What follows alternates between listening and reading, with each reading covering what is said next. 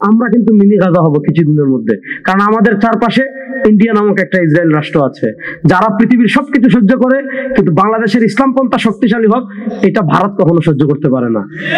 এজন্য তারা চায় নানা ছলে বলে কলে কৌশলে বাংলাদেশে ইসলামপন্থাকে দুর্বল করে রাখবে। ইনশাআল্লাহ 2024-এর জুলাই আগস্টের গণবিপ্লবের পর আমরা হাতে হাত রেখেছি, আমাদের আকীদা আপন জায়গায় থাকবে, আমাদের বিশ্বাস আপন জায়গায় থাকবে। আমরা সেকুলারিজমকে পরাজিত করেছি, ভারতের দালালদেরকে পরাজিত করেছি, নব্য কোন ইসলাম বিদ্বেষী শরিয়া অবিশ্বাসী আর কাউকে হাতে রাষ্ট্রকে বরকা দেব না। এবার ইসলামপন্থাকে আমরা বাংলাদেশের রাষ্ট্র ক্ষমতায় নেব ইনশাআল্লাহ। ভারতে বসে আমাদের যে সংবিধান লেখা হয়েছে 72-এর সংবিধান, সেই সংবিধানে কাঠামোগত ইসলাম বিদ্বেষ ঢুকিয়ে সেখানে ধর্মনিরপেক্ষতা, বাঙালি জাতীয়তাবাদ, সমাজতন্ত্র এবং গণতন্ত্রকে প্রবেশ করিয়ে আমাদের বাংলাদেশের রাজনৈতিক ইসলামপন্থাকে দুর্বল করে আমার বড় ভাই মুফতি সাইদ আহমদ এবং আমার বন্ধু মাওলানা আইনুল হক কাসিমি হাফিজাল্লাহ যে আলোচনা আপনাদের সামনে করেছেন, আমি এজন্য সেটা বারবার বলছি না যে এই ইসলামপন্থাকে বাংলাদেশে রাজনৈতিকভাবে শক্তির জায়গায় না নিয়ে আমাদের ইসলামপন্থাকে তারা ওই যে ধর্মনিরপেক্ষরা যেভাবে বলে সেকুলারিজমরা শুধু মাদ্রাসায় রাখেন, শুধু মসজিদে রাখেন, শুধু খানকায় রাখেন, এই 72-এর সংবিধান দিয়ে আমাদের দেশে ইসলামপন্থাকে রাজনৈতিক জায়গা থেকে দুর্বল করে দেওয়া হয়েছিল। আল্লাহ তাআলার একটা খাস রহমত, সারা দুনিয়ায় ইসলামের উত্থান হচ্ছে। বাংলাদেশে জুলাই 24-এর জুলাইয়ের যে অভ্যুত্থান হয়েছে সেটা আমাদের জন্য একটা রহমত হয়ে এসেছে। 1947-এ পূর্ব পাকিস্তান, পশ্চিম পাকিস্তানের আলেমদের সামনে সুযোগ এসেছিল রাষ্ট্র ক্ষমতা ইসলামকে নয়, কায়দা মোহাম্মদ আলী জিন্না, তার কারণে এটা হয়নি।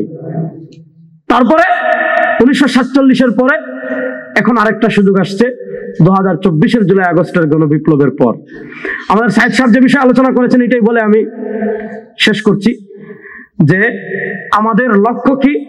আমাদের লক্ষ্য সেকুলারিজমকে সরানো, আমাদের লক্ষ্য কি সমাজতন্ত্রকে সরানো, আমাদের লক্ষ্য কি আব্রাহাম লিঙ্কনের আদর্শকে ছড়ানো, আমাদের লক্ষ্য কি বাঙালি জাতীয়তাবাদকে সরানো, সরিয়ে সেখানে কাকে আনা? ইসলামকে আনা। এখন ইসলামকে যদি আপনি আনতে চান তাহলে আপনি যখন ইসলামের বিপরীত কোন আদর্শের সাথে লড়াই করবেন, ইসলামের বিপরীত কোন শক্তির সাথে লড়াই করবেন, তখন যারা তাওহীদ এবং রিসালাতে বিশ্বাসী তারা যার যার মাসলাক, যার যার আকীদা, যার যার বিশ্বাস আপন জায়গায় রেখে অন্তত রাষ্ট্রীয়ভাবে দিন প্রতিষ্ঠা করার এই সংগ্রামে আমরা সবাই মিলে কাজ করব। এটাই হলো উম্মার ঐক্য এবং এটাই সালাফে সালেহিনের এত বেশি রেফারেন্স আমি দিতে পারবো। আব্দুল্লাহ ভাইয়ের সাথে আমার খাতির আছে, আব্দুল্লাহ বিন আব্দুর রাজ্জাক ভাইয়ের সাথে, তার সাথে আমরা একসাথে কাজ করেছি শিক্ষা সিলেবাস নিয়ে, আমরা একসাথে কাজ করেছি এই আপনার মার্চ ফর গাজা নিয়ে, আমরা একসাথে এখনো কাজ করছি। যে কিছুদিন আগে পাঠ্যপুস্তকে যে গানের প্রজ্ঞাপন, বিভিন্ন স্কুলে গানের প্রজ্ঞাপন নিয়ে আসলে এটা নিয়ে আমরা একসাথে কাজ করেছি। তো উনিও হানাফি হয়ে যায় নাই, আমিও সালাফি হয়ে যায় নাই। আমাদের তানজিমুল উম্মার চেয়ারম্যান সাহেব আসছেন, উনিও বক্তব্য রাখবেন, ওনাদের সাথে আমরা কাজ করছি ইসলামের বৃহত্তর স্বার্থে। তো